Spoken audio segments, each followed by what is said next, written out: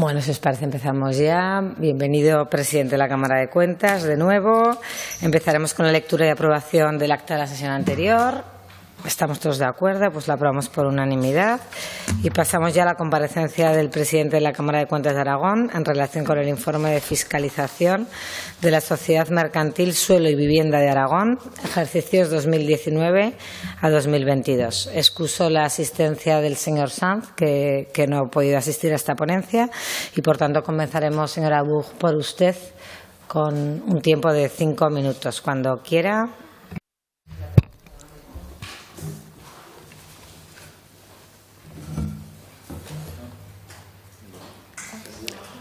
Ponemos sino manual.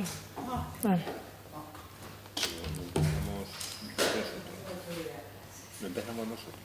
Sí, pero los 5 minutos de tiempo. Vale, no te preocupes. Pues igual sí, mejor, y así lo ves porque lo vean ellos más que nada. Bueno, tampoco le vamos a hacer.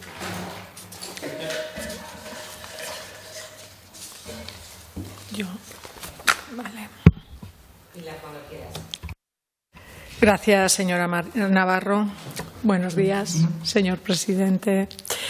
A ver, lo cierto es que hoy a esta Cámara viene el informe de Suelo y Vivienda de Aragón de los ejercicios 2019-2022 y nos había generado mucho interés, fundamentalmente por la importancia de la sociedad Suelo y Vivienda de Aragón en el ecosistema empresarial de Aragón, y especialmente lo será en los próximos ejercicios con los programas del Plan 700 del Gobierno y las promesas hechas sobre todo a los pueblos más pequeños que dependen de esta sociedad para tener esa vivienda pública tan demandada.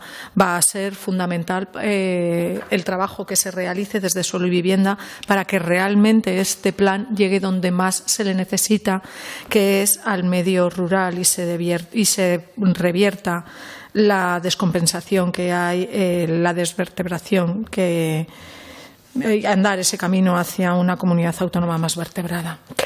Hay una cuestión que nos llama la atención y supongo que para responder deberemos esperar al informe sobre los ejercicios posteriores a 2022, pero es la cuestión relativa a los beneficios de 2023 y las pérdidas en los años anteriores.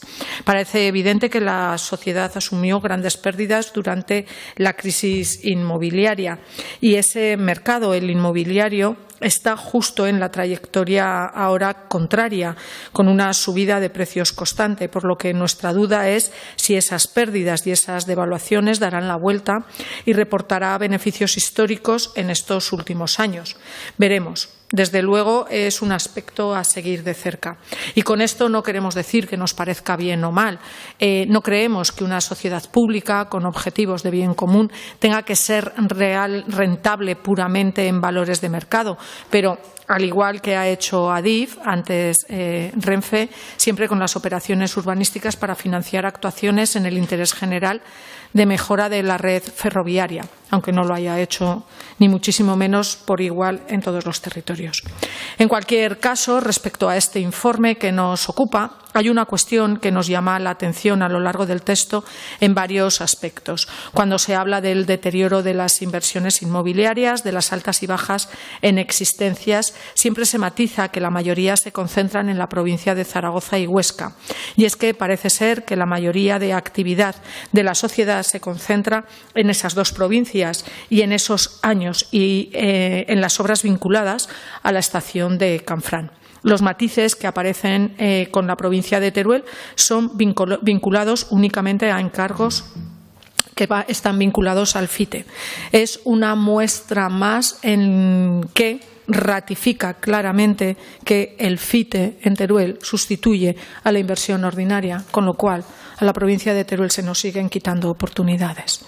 Y en este aspecto, el de los encargos del Gobierno de Aragón, que supongo serán aquellos del Plan de Vivienda, también en la actualidad y futuro inmediato, queda claro respecto al informe que faltan medios en suelo y vivienda para asumirlos todos. Así que aprovecho para preguntarle al Gobierno si piensan de alguna manera ampliar los trabajadores y las trabajadoras y la capacidad de la sociedad para hacer frente a una ingente cantidad de trabajo que debe asumir la sociedad y que es muy necesario.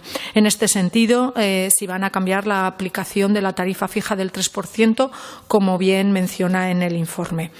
Respecto a la mencionada obra de Canfrán, que ocupa muchas de las líneas del informe y con razón, porque ha supuesto un enorme esfuerzo por parte del Gobierno de Aragón, seguramente necesario para rehabilitar y tener como referencia un patrimonio industrial de los aragoneses.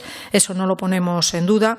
Nos interesa conocer la opinión de la Cámara sobre cómo se debía haber hecho ese pago en especie que después ha generado problemas y cómo se debiera haber aplicado la tasa interna de arrendamiento que se establece sobre el 2% del origen de la obra. El coste real ha sido mucho más y supone solo un 0,4% del total. ¿En qué condiciones debería haberse realizado esa revisión que plantean para que el arrendamiento fuese más acorde a los costes? En principio, estas cuestiones son las que dejo encima de la mesa. Ya agoto mi tiempo, así que muchas gracias. Muchas gracias. Tiene la palabra el portavoz de Chunta Aragonesista por tiempo de 5 minutos. Muchas gracias. Intentaré ser lo más breve posible. Quizá me exceda tomando algo del tiempo de Izquierda Unida. Señor presidente, bienvenido de nuevo. Muchísimas gracias por este informe. Un informe, como todos, exhaustivo, bien fundamentado, en el que me ha llamado la atención especialmente algo que siempre ocurre, pero aquí más el diálogo con la empresa auditada. Son casi 80 páginas, creo, de alegaciones y muchas también, unas 40 de contestación a esas alegaciones, y creo que eso es muy positivo y lo quiero poner en valor. Voy directamente a la cuestión. El informe tiene el objeto, en primer lugar, de fiscalización financiera. Aquí la conclusión es que las cuentas han estado auditadas por firma independiente y con opinión favorable, y lo que sí que destacan es que el principal riesgo es la valoración de las existencias, el gran problema que ha arrastrado la sociedad, pero un deterioro medio del 40%, creo recordar que era, pero sí que dice el informe que se han comprobado la Cámara el adecuado cálculo del deterioro en base a informes de tasación emitidos por experto independiente. Cada ejercicio se tasaba y eso es lo que resultaba, ese deterioro que se ha ido acumulando, y también se añade en el informe que la sociedad tiene un adecuado procedimiento de control de costes imputados a cada activo. En cuanto a la fiscalización de legalidad, se reflejan en las conclusiones, en las recomendaciones. Lo que se analiza en el informe, en las recomendaciones, hay primero unas antes de entrar en las que tienen que ver con la legalidad de organización institucional y de gestión. En primer lugar, que el Gobierno debería revisar el objeto de las sociedades mercantiles. No es algo que afecte a suelo y vivienda, sino al Gobierno. En segundo lugar, con los precios de venta y arrendamiento, se plantea por la Cámara que se deberían hacer informes, que se deberían analizar precios de otros emplazamientos similares. A eso responde suelo y vivienda, que ya se hace, porque es algo que se hace ya en los informes de tasación independientes que hacen empresas homologadas por el Banco de España. Y en cuanto a la publicación de esos precios que se acuerdan en Consejo de Administración, la empresa argumenta que no hay obligación legal de hacerlo y que además podría ser contraproducente desde el punto de vista comercial. Se plantea como recomendación también incorporar cláusulas de adquisición preferente, de reversión, para evitar la especulación. La propia empresa dice que es algo que se venía haciendo en el suelo industrial hasta la crisis, que ahora no se hace porque con el mercado es difícil, pero es algo que sería bueno recuperar y que en las viviendas de protección ya existen. En cuanto a las operaciones a largo plazo, la propia empresa dice que está de acuerdo con tener en cuenta los tipos de interés del Banco de España. División en lotes es otra recomendación, que lo que dice Suelo y Vivienda es que ya se cumple la ley, o se hacen ya esos lotes para favorecer la concurrencia, las pymes, o se justifica caso por caso, en cada caso concreto, porque no procede. La tramitación por urgencia realmente parece una recomendación genérica, aunque está muy centrada en el FITE, que ha habido ocasiones Yo era presidente de la sociedad cuando se ha hecho que para no perder fondos del FITE recurríamos al procedimiento de urgencia. Quizá no esté muy bien, pero le aseguro que si volviera a estar después en esa responsabilidad, Dios quiera que no, si volviera a estar en esa responsabilidad, después de leer su informe y decir que tiene razón, volvería a hacer lo mismo, porque lo que haces es no perder fondos. Modificaciones de los contratos, es que muchas veces la realidad es muy tozuda y el órgano de contratación se encuentra con que la realidad física no es la que te esperabas muchas veces pero en todo caso luego sobre Canfranc podré hablar de esto si me permite la presidenta. La reclamación de Adif no podría estar más de acuerdo, hay que reclamar a Adif. Esto nos dio mucho trabajo y fuimos muy contundentes. De hecho, ya antes de irme me acuerdo que se mandó una carta reclamando esta cantidad.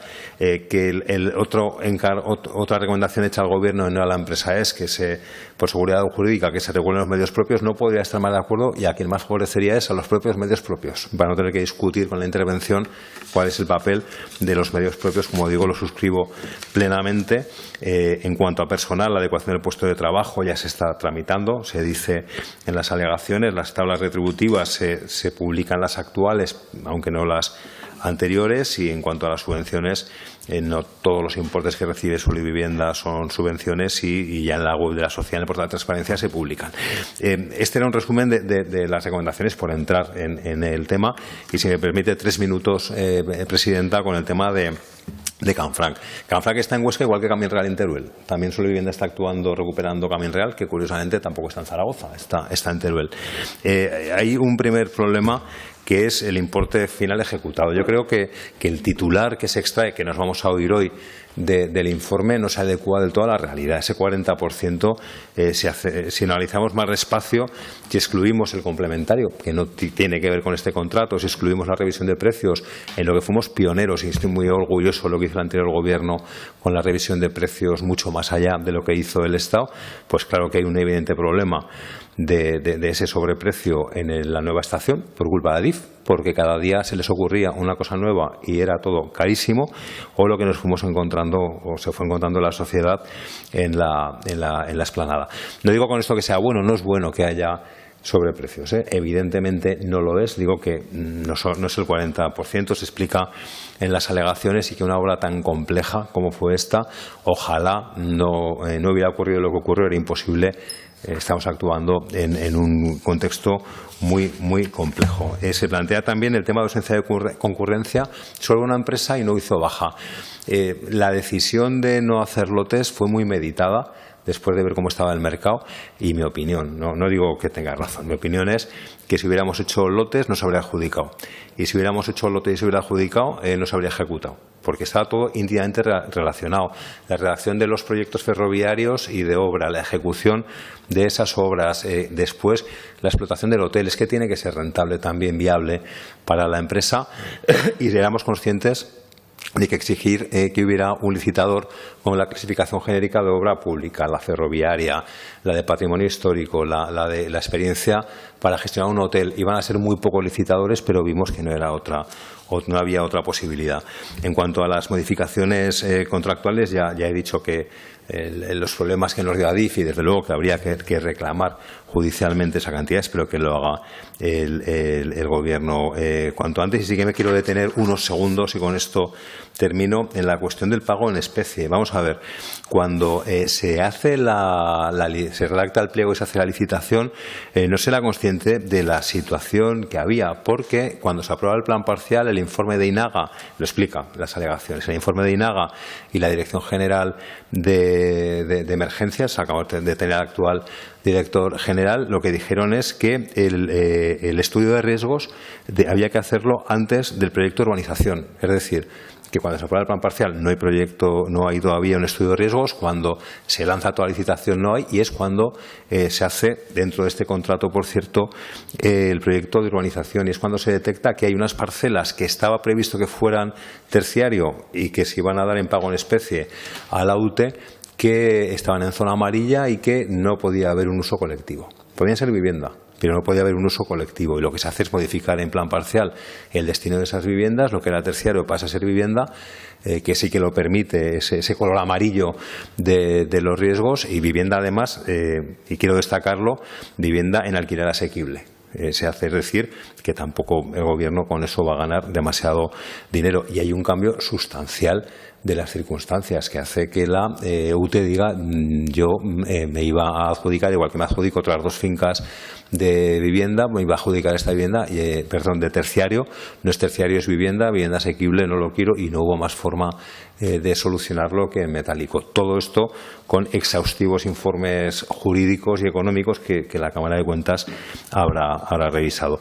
Nada más, la verdad es que he rejuvenecido leyendo este informe, he recordado momentos muy duros, muy complicados, y sí que agradezco las palabras que dice en el informe, que reconocen de alguna manera pues la magnitud de lo que se hizo en Canfranc, de la dificultad y el impacto que ha tenido. A la vez que se hacía Canfranc se hicieron muchas cosas en la sociedad, y además durante una pandemia mundial en los años en los que se hace el informe. Muchas gracias, señor Soro. Tiene la palabra el señor Zibiak por tiempo de 5 minutos. Gracias, señora Navarro. Bueno, pues una vez más darle la bienvenida y agradecerle al presidente de la Cámara de Cuentas su presencia en esta casa, que claro que es su casa porque es una institución de las Cortes de Aragón. Bueno, a ver, es un informe para decir muchas cosas.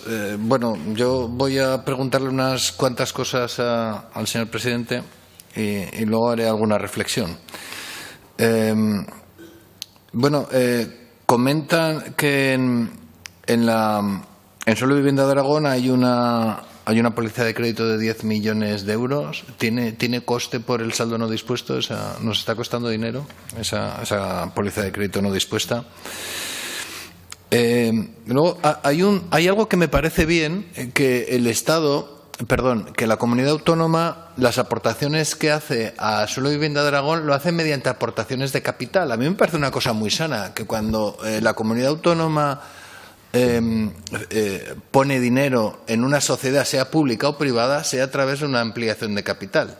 Y me gustaría que fuera así en general, que cuando construyamos telecabinas sea a través de una ampliación de capital también, por ejemplo en Aramón. Yo creo que sería lo más sano. Dice, a ver, ¿pero aquí quién las ha puesto? ¿El Gobierno de Aragón? Pues el Gobierno de Aragón tiene que tener más acciones que los demás accionistas. Yo lo veo así.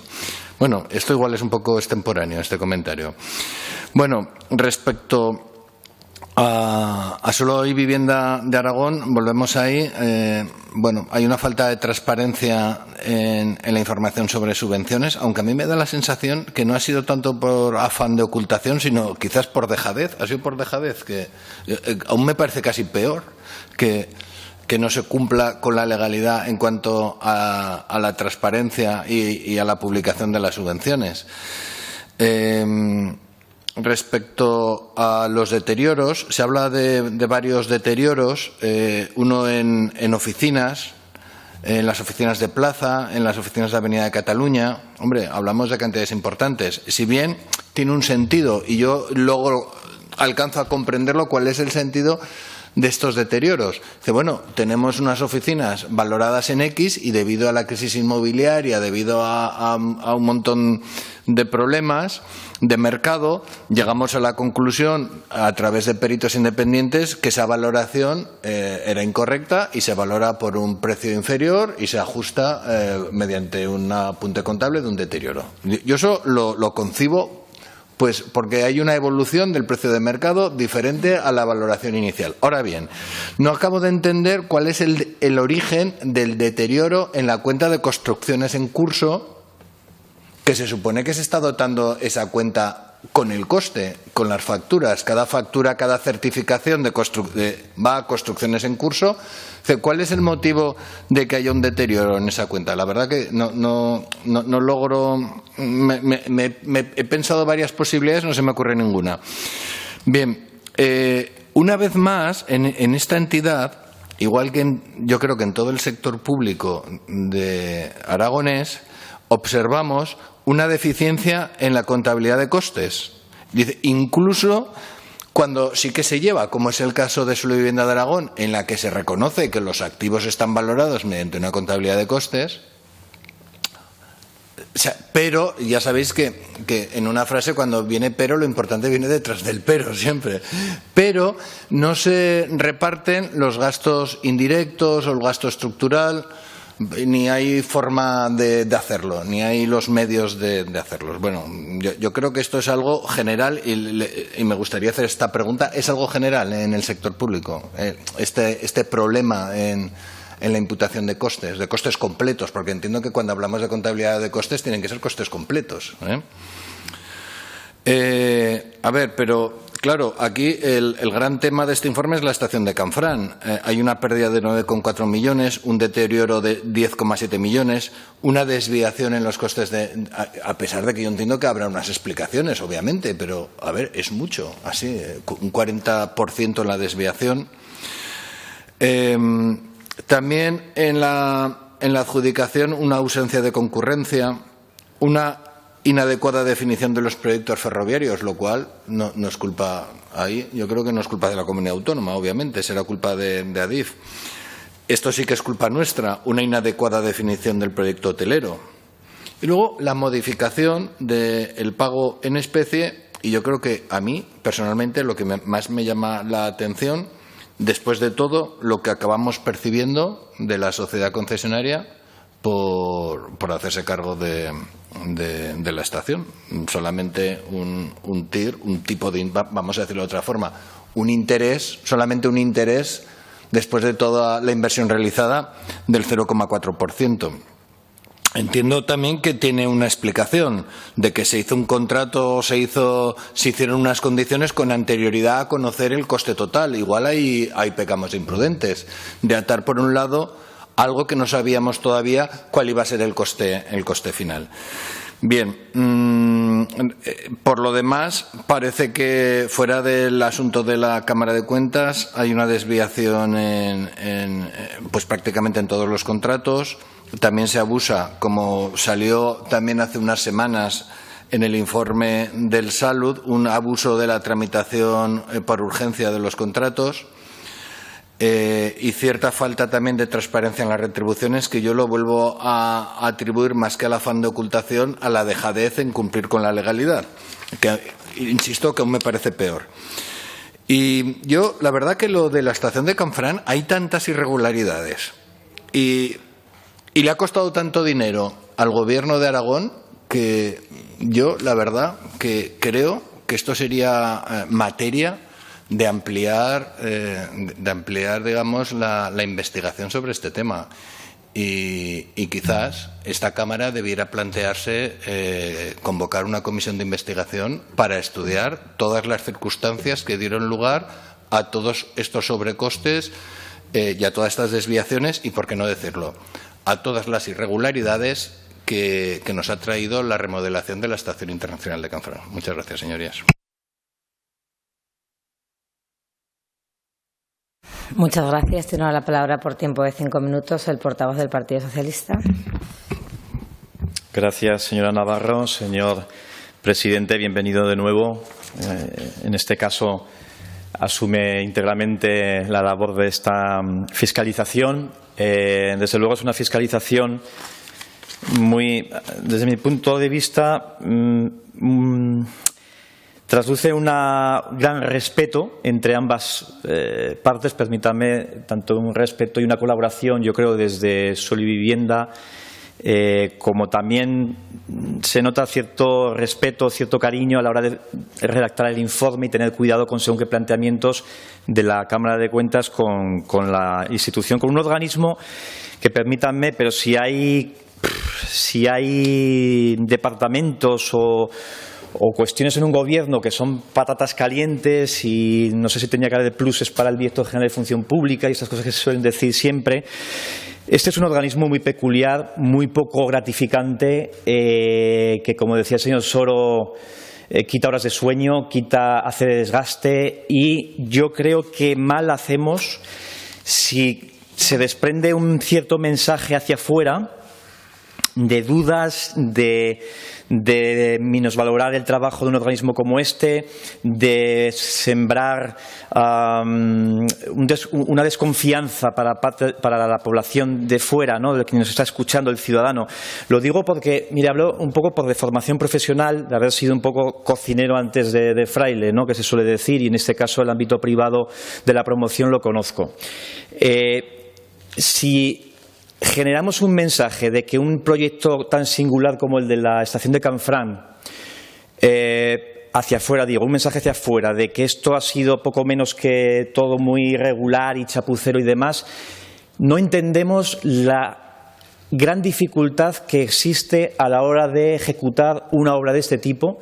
Y aquí yo perfectamente entiendo las recomendaciones que hace la Cámara al respecto y perfectamente incluso más entiendo los argumentos que dan los técnicos de la Casa a la hora de justificar, de defender la posición que se ha llevado a cabo en este contrato. Y digo porque en el ámbito privado, señor Ziviak, un proyecto de este tipo, dudo incluso, señor Soro, que ahora estuviera ejecutado. Fíjese lo que le digo. O sea, un proyecto de este tipo, lecciones del ámbito privado al ámbito público, ninguna. Pero no por nada, porque son proyectos absolutamente, la rehabilitación genera desviaciones de precios modificados, falta de concurrencia por falta de capacidad para hacer un proyecto de ese tipo, con lo cual no traslademos una imagen de decir esto como lo han hecho aquí desde lo público y este departamento y estos señores y tal. No, todo lo contrario, No, pero lo digo porque luego esos mensajes calan un poco hacia afuera.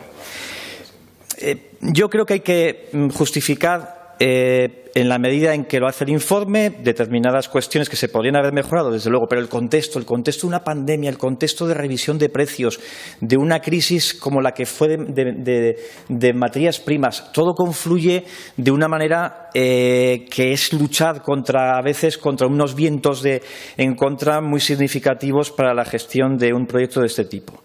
Quería apuntar eso porque quería dejarlo, como digo, conociendo un poco el sector y conociendo un poco cómo se desarrollan ese tipo de proyectos. Hay un planteamiento ahí donde quiero también, señor presidente, que nos aclare un poco. Hay un tema que es el de los medios propios, ¿no? El de los medios propios, la regulación, lo hablábamos antes, ¿no? De alguna manera, la controversia jurídica que hay, es verdad que son posiciones, no son blancas y negras, no podemos decir que aquí haya una verdad única, pero sí que si nos puede de alguna manera trasladar cierta solución, entre comillas, a que no lleguemos al punto luego de tener problemáticas con ese tipo de encargos, ¿no? Y a ver cómo lo podemos clarificar en la medida posible, porque incluso se llega a hablar de una modificación de la ley aquí a nivel autonómico para intentar aclarar lo que dice la normativa estatal o intentar en qué línea podemos ir. Sociedad, como digo, complicada en cuanto a la gestión, que arrastra lo que sería un contexto de crisis financiera inmobiliaria que se hubiera llevado por medio se llevó por medio a muchas instituciones privadas, y en este caso, pues tiene que acarrear con las consecuencias como tiene que acarrear. Pero a mí me gusta que aparezcan aquí términos como son Canfranc, Fraga, Épila, Villanueva, El Burgo, lo cual dice mucho de la capacidad de vertebrar territorio, de actuar en municipios que no es solamente Zaragoza capital, y desde luego en ese sentido creo que hace un trabajo, 3.000 viviendas construidas, gestionadas, cerca de un total de 1.250. Es una labor que desde luego en términos de retorno social, de vertebración del territorio, no está recogida en eso de, claro, las pérdidas son tantas, los desajustes, nos quedaríamos con una visión muy reducida si solamente vamos al tema contable y al tema monetario y no vamos más allá en ese sentido, ¿no? Ya se me ha pasado el tiempo, claro, hablando de esto y de aquello. Como le decía, hay asuntos en cuanto a lo del encargo de medio propio, instrumental, las recomendaciones en gran medida, hablando de la transparencia y demás, que puedo asumir, otras que desde luego entiendo. Las alegaciones, es un informe desde luego muy interesante de ver, tanto desde el punto de vista del informe como las alegaciones y cómo se justifican, y decirle, señor Soro, que si ha vuelto a rejuvenecer. Por un lado, yo creo que se ha visto con unos años menos, pero al mismo tiempo casi más que rejuvenecer, recordando ciertas cosas, seguro que le han entrado sudores y desde luego no creo que quiera echar marcha atrás a revivir determinadas situaciones que, ya le digo, empatizo profundamente. El otro día le sacaba un poco los colores en el Pleno, pues hoy empatizo perfectamente con su posición y con su defensa de un proyecto que está hecho y ahí está en Canfranc. Gracias. Muchas gracias. Me doy la palabra a mí misma. Bienvenido, presidente. Sí, bueno, nos encontramos con un informe de Solivivienda del 19 al 22. Es un informe prolijo, pero yo les he escuchado a todos con mucha atención. Yo tengo la suerte de haber estado gestionando y, por tanto, tengo algo de experiencia de gestión. Y nosotros gestionamos también la Sociedad Pública de la Vivienda en Zaragoza. Y es verdad que hay veces que yo les he escuchado a ustedes, señor Galeano, y alucino. Es decir, cuando gestiona el Partido Popular una sociedad pública como Vivienda por cuestiones mucho más pequeñas, ustedes no saben las que montaban en el Ayuntamiento de Zaragoza. Yo no voy a hacer como ustedes, porque cada uno tenemos que ser como somos, y yo no soy como ustedes. O sea, ustedes con la Sociedad Pública de la Vivienda de Zaragoza hicieron una guerra política pidiendo ceses y dimisiones por cuestiones mucho más pequeñas de lo que nos traen hoy aquí. Entonces, sí, el Partido Socialista, su grupo en ese caso. Por tanto, me parece que ustedes, cuando les toca hablar de su gestión, no les gusta que se digan cosas objetivas. Yo voy a decir cosas objetivas del informe. No voy a achacar responsabilidades a nadie y voy a intentar hacer, como he hecho siempre, que los informes de la Cámara de Cuentas sirvan para mejorar gestión, que evidentemente este informe denota que ha habido deficiencias sustanciales en la gestión.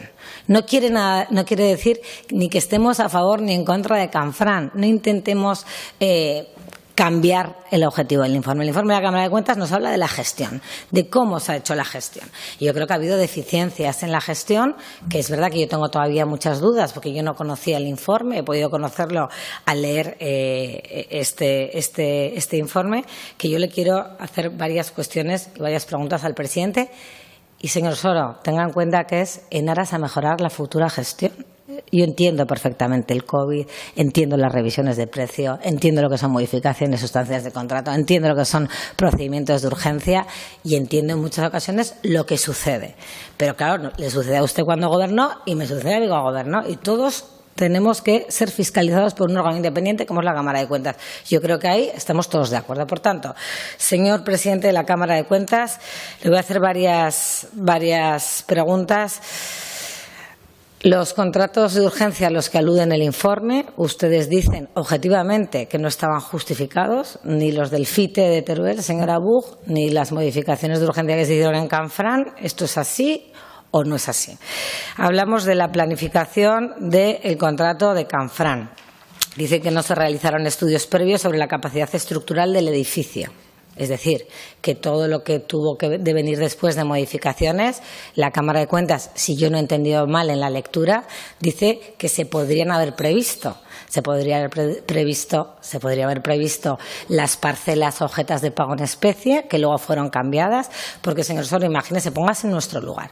Si nosotros hacemos un cambio de precio en un contrato de unas características como Canfranc, de unas parcelas que eran de uso terciario, las cambiamos y luego son calificadas por el Ayuntamiento de uso residencial, ¿usted qué hubiese dicho? Estoy segura que le hubiese parecido una aberración. Usted ahora me justifica, no, porque es que en el terciario no se podía y en el residencial sí, pero se han sido calificadas. Asequible, bien. Residencial, señor Soro. Pero residencial. O sea, se cambiaron unas parcelas de precio que ahora son residenciales. Bueno, a mí me llamaba la atención. Usted ha dado la explicación y el presidente podrá decir si eso se pudo prever a la hora de planificar el proyecto o no. Es la pregunta que le hago. La concurrencia competitiva, también hablan de la concurrencia competitiva. Es decir, si hubiésemos conocido, me quito a Adif, que estoy de acuerdo con usted, que usted ahí no tiene nada que ver y estoy de acuerdo en que se reclame judicialmente a Adif. Pero sí, quitando a Adif, los sobrecostes que ha habido quitando a Adif en la estación del Canfranc, podría haber incrementado la concurrencia, porque solo hubo una empresa que fue a la licitación. Si se hubiese conocido todo el contrato, mi pregunta al presidente, usted, ¿cuál es la opinión? ¿Hubiésemos garantizado el principio de concurrencia competitiva en la contratación de esta gestión? Eso es otra pregunta. Bueno, hay pérdidas acumuladas de 98 millones, es verdad, se ha dicho, en su mayor parte es por el deterioro de los activos. También hay una deuda a cierre del 2022 de 11,3 millones de euros de capital pendiente de préstamos hipotecarios, le responderá el señor Cibiac. Y luego hablan también de otros contratos, que no me voy a meter tanto porque habla más del Canfranc, pero también hace un análisis de lo que fue la gestión, no el objeto, la gestión de Épila, la gestión de las viviendas de la Merced, que para que usted vea, señor Soro, hoy está el presidente del Gobierno de Aragón en Huesca en esas viviendas, es decir, que se continúa con la ejecución. Y los medios propios que habla el señor Galeano es otra de las cosas que me sorprenden. Repase ustedes lo que nos pedían a nosotros de medios propios. Es que nosotros tuvimos que ajustar la normativa en el Ayuntamiento de Zaragoza al 50% de medios propios. Entonces, lo que no les vale en una institución, aquí sí que les vale. Yo comprendo perfectamente lo que usted quiere decir, claro que lo comprendo. Pero, hombre, lo que no puede hacer el Grupo Socialista es exigir, donde ellos no gobiernan, que se cumpla con el 50% de medios propios y venir hoy aquí y decir que, oiga, que eso, claro, que no solo hay vivienda, entonces lo pasamos. Entonces, en la vida y en política hay que ser coherentes. No podemos estar exigiendo cuando no gobernamos desde la oposición. Yo comprendo por qué he gobernado y tengo esa experiencia y comprendo las deficiencias que puede haber aquí. Pero ustedes son incoherentes en las instituciones. Entonces, si vamos a medios propios al Ayuntamiento de Zaragoza, vamos a medios propios al Gobierno de Aragón, señor Galeano. Entonces, claro, usted su intervención la basa únicamente en lo del 50% de los medios propios. Pues piense lo que hacen ustedes en las instituciones que no gobiernan. Pero a mí me gustaría preguntarle al señor presidente esas preguntas, es decir, si se pudo haber previsto o no, con el estudio que lo han hecho, si esas parcelas de pago en especie se pudieron ver, si las modificaciones sustanciales, que a mi juicio han sido sustanciales, del contrato del Canfranc también se podían haber previsto, a excepción de todo lo que tiene que ver con Adif, que lo saco fuera, y si el modelo económico se ajusta a la realidad, es decir, que si el dinero público en este caso va a revertir del coste que pagamos todos. Como digo, son cuestiones de gestión que no ponen en ningún caso en duda el modelo ni la obra que se ha hecho en Canfranc. Señor Soro, y comprendo la dificultad que usted tuvo que pasar, porque es un contrato que la propia Cámara le dice en su informe que es de una extrema complejidad. Pero eso no quiere decir que las cosas se hayan hecho bien. Muchísimas gracias.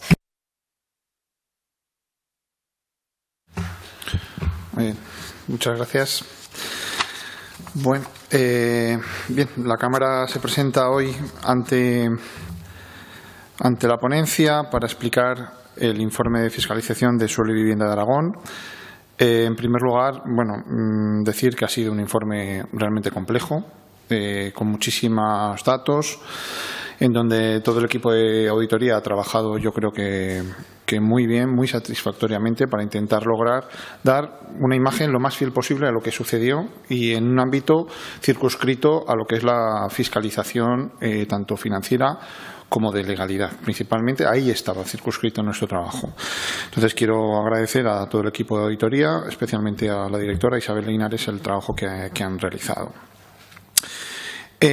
También quiero decir que se ha pretendido con este informe de fiscalización dar una visión integral del periodo de fiscalización del año 2019 a 2022 e incluso se han ido analizando cuestiones que iban tanto, digamos, retrocediendo en el tiempo como el contexto que situaba ese periodo fiscalizado, ¿no? Por lo tanto, hemos buscado una visión integral de la actividad de la sociedad pública, por supuesto destacando su papel como instrumento del Gobierno de Aragón para la política de vivienda y desarrollo urbanístico. También tiene un papel importante en la promoción de la vivienda social, desarrollo del suelo industrial. Se ha tenido que adaptar a unos cambios económicos y sociales realmente importantes durante todo este periodo, pero también el informe pretende señalar una serie de desafíos y de retos que tiene que seguir asumiendo, que tuvo que asumir y que tiene que seguir asumiendo Suelo y Vivienda de Aragón. Por lo tanto, En esos retos pues se incluyen, los vamos a ir viendo, pero se enfrenta también pues a la gestión de la actividad o a la planificación estratégica a largo plazo. Verán en el informe que efectivamente hay un gran número de datos de la actividad que ha realizado Suelo y Vivienda de Aragón, tanto desde el punto de vista de la gestión de la vivienda, pues del desarrollo del suelo industrial, de proyectos de interés general, incluso de rehabilitación de patrimonios arquitectónicos, que también ha habido una actuación en ese ámbito. Como decía antes, el ámbito, el objeto y el alcance de la fiscalización yo lo situaría en tres aspectos fundamentales. Por una parte, la cuantificación de los recursos públicos, es decir, determinar la inversión pública en suelo y vivienda desde su creación, analizando pues, las aportaciones de capital, las subvenciones y las contribuciones. Así pues también se ha podido analizar los ingresos generados por la sociedad. Y luego las dos grandes áreas de fiscalización, tanto la financiera como la de legalidad. Si hacemos referencia a la primera de ellas, es decir, a la fiscalización financiera, podríamos analizar distintos aspectos que influyen en ella, y yo creo que es importante detenernos, aunque sea brevemente por el tiempo que tenemos, en cada uno de ellos, ¿no? Habíamos analizado pues, las cuentas anuales. Estas cuentas anuales, como se ha dicho también aquí, evidentemente, y no podía ser de otra manera, vienen auditadas por una firma de auditoría privada que emitió una opinión favorable sin salvedades. Ahora bien, la Cámara de Cuentas ha analizado algunas áreas de trabajo que creo que debían incidirse más en ellas. Yo también quería hacer un pequeño inciso, y se ha comentado también por el señor Soria y por el señor Galeano, pues la voluntad de colaboración y el trabajo que se ha hecho por parte de Suelo y Vivienda de Aragón, y es cierto que han colaborado en todo momento con la Cámara de Cuentas para facilitar cuanta información haya sido precisa. También es cierto que hay cuestiones jurídicas de profundidad, de gran enjundia, y que por lo tanto bueno, pues nos que queramos tener la razón siempre, aunque ponemos en el informe nuestro parecer y en el que entendemos que bueno, es la interpretación más correcta que hay. Dicho eso, como decía, en el caso de las cuentas anuales hay una serie de áreas de trabajo, como son las inversiones inmobiliarias, las existencias, el patrimonio neto, el endeudamiento y las áreas y los riesgos legales que se han analizado también, y el impacto, su posible impacto en las cuentas. Si hablamos del capital social, estas aportaciones desde su creación, el Gobierno de Aragón proporcionó o aportó 173 millones de euros mediante ampliaciones de capital a la sociedad pública. Se ha dicho también por el señor Ciria, creo que he apuntado, y un poco para ir contestando al mismo tiempo que voy explicando un poco el informe, sobre si se podrían adquirir más acciones o era bueno la cuestión de que hubiera transparencia en lo que son las transferencias de capital. Evidentemente, lo que ocurre es que, si no estoy equivocado, el 100% del capital social es del Gobierno de Aragón, pero se pueden ir adquiriendo. Pero bueno, en cualquier caso, es una sociedad un capital íntegramente público. Pero bueno, en cualquier caso, es importante sobre todo que cualquier transferencia monetaria que haya, bien sea corriente de capital, eso esté recogido y que haya una transferencia. De hecho, en las transferencias, lo hemos puesto un poco más adelante en el informe, no es que falle Suelo y Vivienda de Aragón, falló el Gobierno de Aragón al no publicarlas todas. Esa era la cuestión. Entonces, la transparencia es muy importante para saber qué es lo que ha sucedido. Por lo tanto, yo creo que ese es un apartado relevante. Decía, la cuestión relativa al capital social, también la evolución del patrimonio neto, que ha sido más o menos constante en esos 4 años y que al cierre del año 2022 pues ascendía a 107,6 millones de euros. Fluctuaciones que se han debido principalmente pues, a los resultados negativos en algunas ocasiones y en otras por las subvenciones concedidas. Las pérdidas, bueno, pues desde su constitución, Suelo y Vivienda ha acumulado 98 millones de euros en pérdidas, principalmente por los deterioros de los valores de los activos tras la crisis financiera.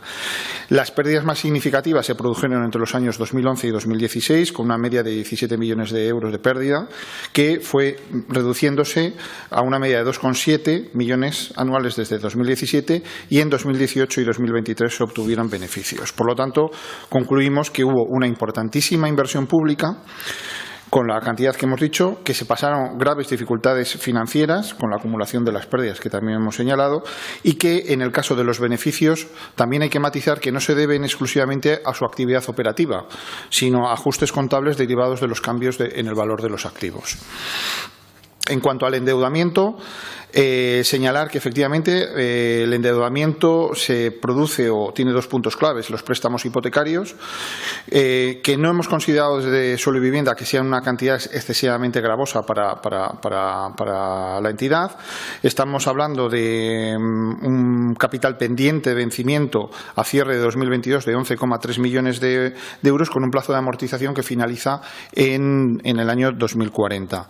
En cuanto a la póliza de crédito, que también se señalaba, lo que hemos verificado es que efectivamente no se ha dispuesto, no se ha utilizado, y por lo tanto es verdad que no tenemos el dato concreto de si ha habido intereses por la no utilización, aunque la práctica en el mercado es que no suele originar normalmente el hecho, pero ese dato en concreto no hemos verificado únicamente que no se había dispuesto de la cantidad.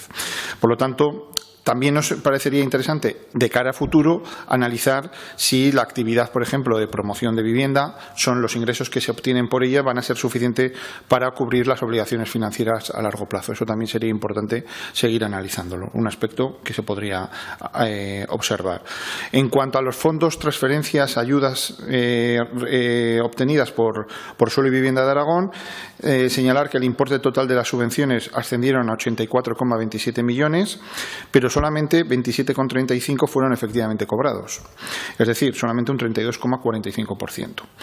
Las principales subvenciones concedidas son principalmente por el Gobierno de Aragón, para la estación de Canfrán, las viviendas en el cuartel de la Merced, el polígono Villanueva de Gállego, la adquisición de vivienda del plan 2023 o 2025, el FITE también es otro de los para la estación de Camín Real, o viviendas y proyectos de rehabilitación del patrimonio con 8,26 millones. En cuanto a las inversiones inmobiliarias, señalar que al cierre del 2022 se incluyeron inmuebles arrendados, inmuebles que han estado arrendados y se espera arrendar en el futuro, y aquellos cuyo destino no está determinado en el momento de adquisición. El valor total de las inversiones inmobiliarias al cierre de 2022 asciende a 68,3 millones, con un deterioro medio del 32%, es decir, de 35,8 millones de euros. Destacar que el cálculo de la amortización es correcto. Entendíamos que la amortización se había calculado correctamente según una vida útil estimada de 50 años, y este deterioro se ha calculado también con base a informes de tasación de expertos independientes. ¿Dónde se han obtenido los mayores deterioros? Pues en la Estación Internacional de Canfrán, con un 36% de su coste, el solar del cuartel de la Merced con un 48%, y en otras inversiones, como los edificios de Emplaza, con un 49%, o un 53% en edificios de oficinas en la Avenida de Cataluña. Esos son, digamos, los datos más relevantes. En cuanto al departamento o a la cuestión relacionada con las existencias, señalar que el valor total de las existencias refleja una pérdida debido a los deterioros acumulados, que representa el 40% del coste total, y estos principales deterioros se han centrado sobre todo en el suelo residencial de Barbastro y Tarazona, donde se ha perdido más de la mitad de su valor original, el polígono aeronáutico de Villanueva de Gállego, con un deterioro del 77%, y hay otros solares en Huesca, Valdefierro, Magallón y Caspe que oscilan entre el 23 y el 89%. Sobre el tema del control de costes, yo creo que el señor Cidiac también había hecho otra pregunta relacionada con esta. En general, el sistema de control de costes, si me dice del global del sector público, pues habría que ver cada uno. Desde luego tendríamos que analizar cada uno de cada una de las entidades. Estaremos de acuerdo que el sistema de costes, cuanto más completo, mejor, es evidente. En general, el sistema de la contabilidad analítica que se ha visto en el informe es mayoritariamente correcto, pero están estas dos salvedades, es decir, los costes de mano de obra y los costes indirectos, que estas cuestiones deberían haberse incluido, o entendemos nosotros que debería haberse incluido. Y por lo tanto, pues entendemos que esta falla en el sistema para importar estos costes es una debilidad en la gestión financiera. Sobre las cuestiones de legalidad me voy a centrar principalmente, por el tiempo que tenemos, en la actividad contractual, y luego lo centraré más en el aspecto de Canfrán, ¿no? Vamos a ver, el volumen de contratación que se ha podido observar por parte y analizar por parte de la Cámara de Cuentas, hemos revisado una muestra de 9 contratos que representan el 75% del importe adjudicado y hay 312 contratos menores por un importe de 1,01 millón de euros. ¿Qué incidencias hemos visto? De forma general, la motivación inadecuada de la urgencia se ha planteado también por la señora Navarro si estaban justificados o no. Desde el punto de vista jurídico, y es verdad que no coincidimos con lo que señala Suelo y Vivienda, ¿no? Pero la urgencia, por razones de interés público, no se justificaron, sino por la necesidad de justificar la inversión para no perder la financiación de los fondos FITE. También el señor Soro. ¿En todos los casos esto tiene que ser así? Pues habría que ver exactamente cuándo se concedió la subvención, cómo se realizó la gestión, la licitación y la adjudicación de los contratos y en algún caso podría estar justificada. Pero entendemos que aquí... No, pero aquí en este caso que lo hemos analizado entendíamos que no procedía. Entendíamos aquí que no procedía. En cualquier caso, la modificación del contrato número 6 se inició también un modificado a los 3 meses del replanteo, por lo que también evidencia, a nuestro parecer, defectos en el proyecto inicial. Este modificado supuso un aumento del 12,33%. Luego, también hemos advertido desviaciones en ejecución en 9 contratos revisados, tanto en importes como en plazos, y que revelan, a nuestro criterio, pues problemas de planificación y de gestión. Es verdad que los expedientes de contratación que elaboraron y aprobaron la sociedad son completos. En términos generales lo están, tanto desde el punto de vista jurídico como desde el punto de vista técnico. Pero hemos encontrado estas incidencias que, en cualquier caso, entendemos que son errores en la planificación, justificación y ejecución en los contratos. Si entramos a analizar lo que es el contrato de rehabilitación y urbanización del entorno de la Estación Internacional, lo primero que señalamos, y yo creo que tanto en el informe está detallado y en el resumen divulgativo aparece un cuadro especificando cada uno de los conceptos, entendemos que es un contrato complejo y mixto para la rehabilitación y urbanización del entorno de la Estación Internacional, así como el arrendamiento del edificio para su explotación como hotel. El contrato fue adjudicado a Canfranc Ute en enero de 2018 por un importe de 26,9 millones de euros sin IVA y un plazo de ejecución de 30 meses. El contrato incluía también el pago en especie, es decir, la entrega de 4 fincas valoradas en 4,6 millones de euros y el arrendamiento de la estación para uso hotelero con un plazo de 69 años y una renta creciente calculada con una TIR del 2,053%. Durante la ejecución, el contrato efectivamente sufrió desviaciones significativas tanto en el plazo de ejecución como en el importe final, y el acta de recepción de las obras se firmó el 28 de enero de 2023, casi 5 años después de la adjudicación, debido a principalmente retrasos en las obras ferroviarias, tanto de la nueva estación de viajeros como en el haz de vías, las nuevas exigencias de Adif que afectaron a la desafectación de terrenos y la urbanización del entorno, y el impacto de las restricciones de movilidad derivadas de la pandemia del COVID-19. El importe final adjudicado fue de 37,9 millones más Suelo y Vivienda incurrió en 1,6 millones de euros adicionales en gastos relacionados, como la dirección facultativa, asistencias técnicas, licencias, elevando el coste a 39,6 millones, es decir, un 47,21% superior. Las principales desviaciones se concentran en el nuevo edificio de viajeros, con un importe adjudicado de 2,2 millones y un importe ejecutado de 4,27, es decir, un incremento casi del 94,4%, casi el doble del presupuesto inicial. La rehabilitación de la Estación Internacional con un incremento del 40% y una urbanización del entorno con un incremento del 26%. Y finalmente una revisión excepcional de precios en un 9,1%, pero que se debía a la aplicación del Real Decreto Ley 3/2022 que permitió revisar precios por el aumento del coste de materiales en contratos de obras del sector público en un importe de 2,4 millones. También, a criterio de la Cámara de Cuentas, las principales incidencias detectadas han sido la ausencia de concurrencia y la baja en la adjudicación, las desviaciones en plazos y costes y las desviaciones en la planificación inicial. Si analizamos la falta de concurrencia en la licitación, vamos a ver, la cuestión está en si la falta de concurrencia y se ha preguntado, hubiera permitido si hubiera habido una concurrencia en la licitación, se hubiera producido un menor importe en el precio o pues no lo sabemos, pero lo que sí que entendemos es que la falta de concurrencia, lo que sí que entendemos que es una incidencia significativa. ¿Y por qué? Solo Vivienda argumentaba sobre todo porque decía que era un contrato complejo. Pero lo que no deja de ser cierto es que las actuaciones que se iban a hacer estaban perfectamente definidas y se podría haber separado en lotes esas actuaciones perfectamente. Desde luego, en un solo contrato, con la construcción de la estación ferroviaria, la adecuación del entorno, la construcción o rehabilitación del hotel y la gestión del arrendamiento, evidentemente es un contrato que una pyme no puede hacerlo. Eso es evidente. Pero es verdad que son objetos que están delimitados y que a lo mejor se podría haber favorecido la competencia en ese sentido. Pero bueno, en cualquier caso, la posición que tenemos es clara, la que tiene Solo Vivienda y la que la Cámara de Cuentas muestra en este informe. En segundo lugar, sobre las modificaciones contractuales y demoras en el proyecto, todo se sitúa en el ámbito del artículo 107 del texto refundido de la antigua Ley de Contratos del Sector Público. Es decir, estamos ante imprevistos no previsibles. Esa es la cuestión de fondo que hay que analizar, ¿no?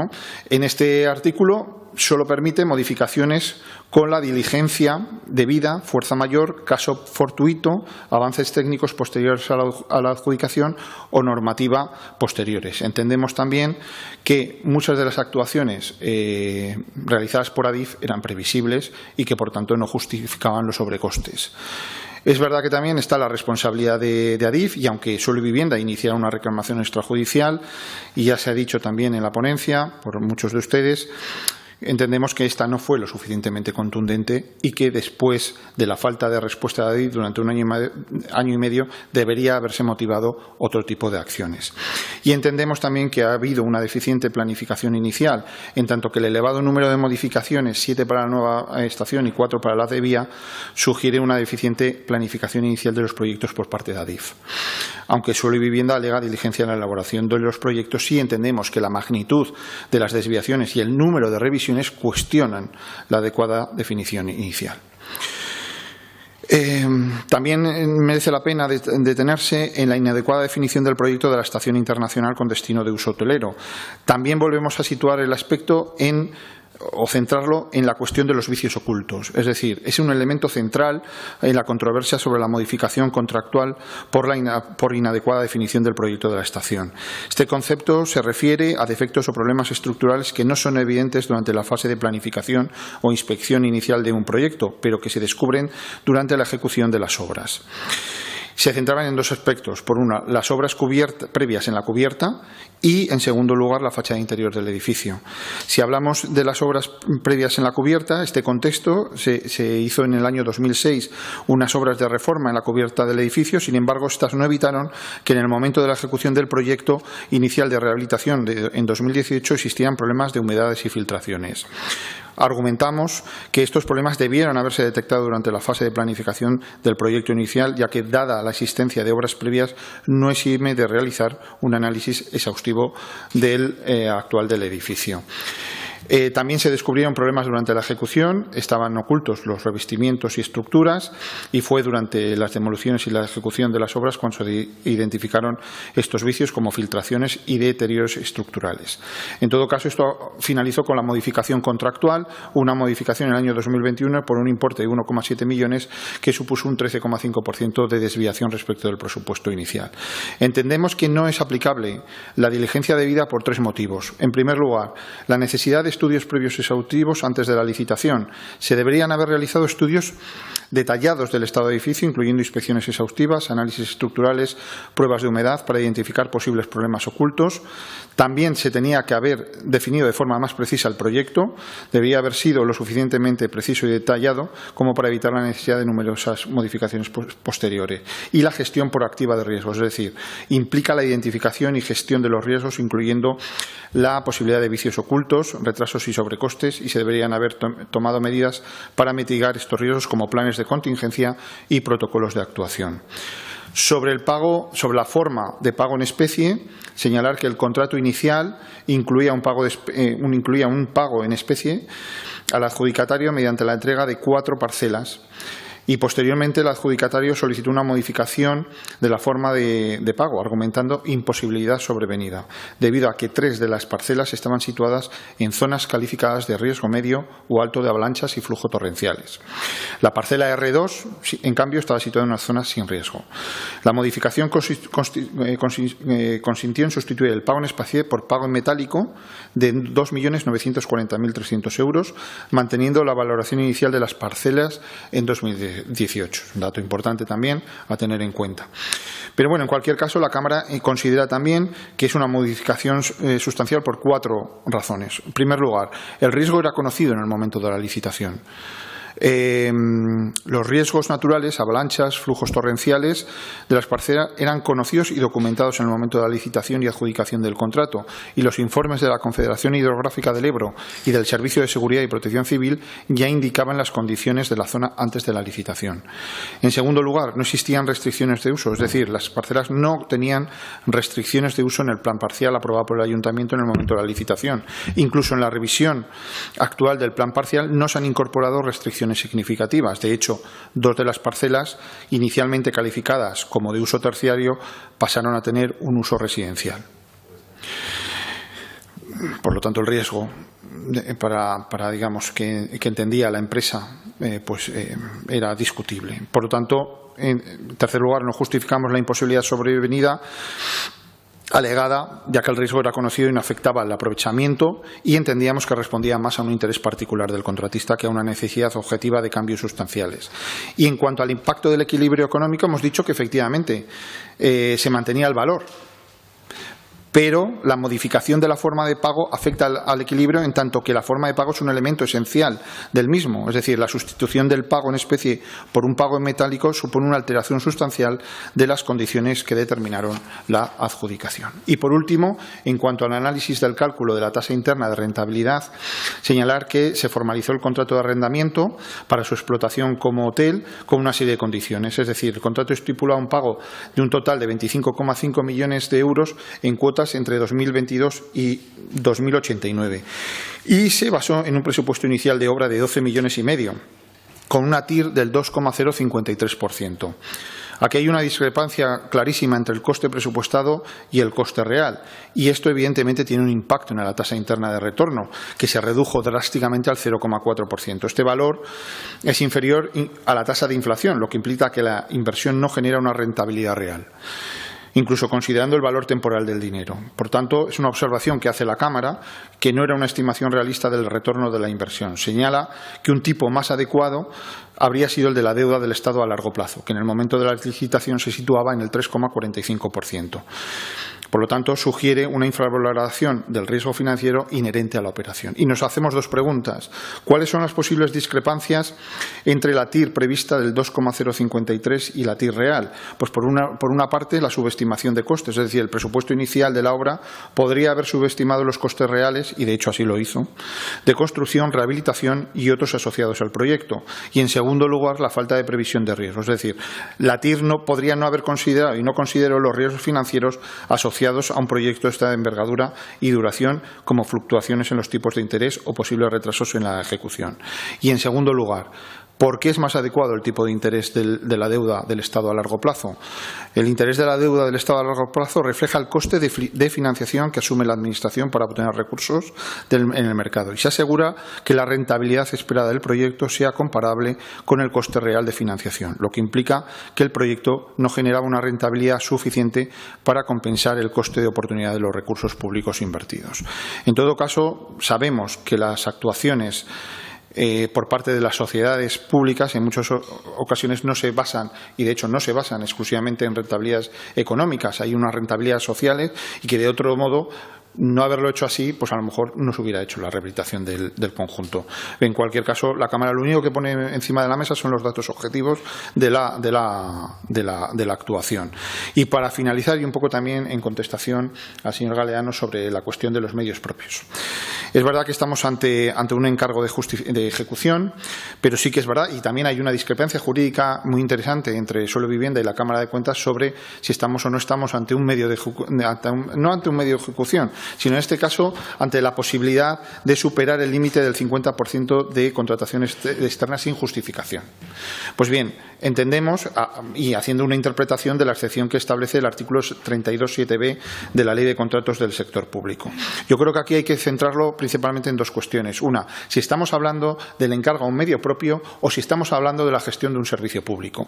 Porque yo creo que aquí, y es la primera de las recomendaciones que hacemos, hay que delimitar claramente cuándo nos encontramos en una situación y cuándo otra. Porque los efectos jurídicos no son los mismos. Y yo creo que en derecho las instituciones tienen un nombre, unos apellidos, y creo que es importante que se establezcan y se delimiten. Del mismo modo que también sugeríamos en las recomendaciones otras de las cuestiones, y era la relacionada con el objeto social de estas sociedades. Es decir, Suelo y Vivienda ha realizado no solamente promociones de vivienda, sino otras actuaciones, centros de salud, centros escolares, cuando hay otras también sociedades que también están haciendo, si no lo mismo, cuestiones muy parecidas. Yo creo que es importante que el Gobierno de Aragón, en este sentido, delimitara más claramente cuáles son los objetos sociales de estas sociedades, porque si se va a dedicar al desarrollo de polígonos industriales, pues a lo mejor se podría dedicar una sociedad únicamente a ese tipo y no confluir en ella pues varias instrumentos o sociedades públicas para ese cometido.